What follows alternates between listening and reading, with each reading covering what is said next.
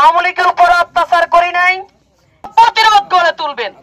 পেশিবাদী হাসিনা 5 তারিখে যাওয়ার পর আমরা আমাদের নেতা আবুল খায়ের ভূঁইয়ার নির্দেশে আমরা কোনো মানুষকে হয়রানি করি নাই, কোনো আওয়ামী লীগের উপর অত্যাচার করি নাই।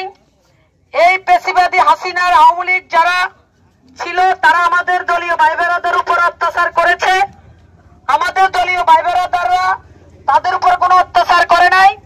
এটা আমাদের জননেতা জনাব আবুল খায়ের ভূঁইয়ার নির্দেশ।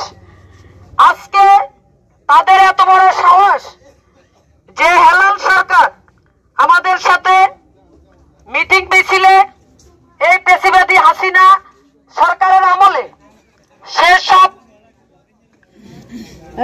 নেতাদের সাথে হাতে হাত রেখে সব জায়গায় ছিল এবং মামলা হামলার শিকার হয়েছে।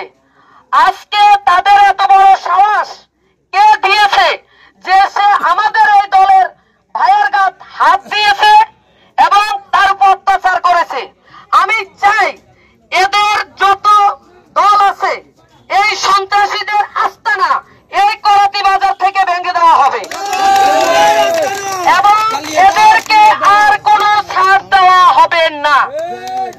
5 তারিখের পরে আমরা স্বাধীন হয়েছি ঠিক আছে, কিন্তু আমরা এখনো মুক্ত হই নাই।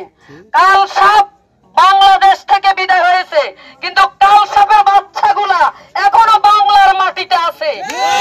আমরা চাই এই কাল সাপের বাচ্চাগুলা যেন আর জন্মাইতে না পারে, এদেরকে এখন থেকে নিপাত করতে হবে।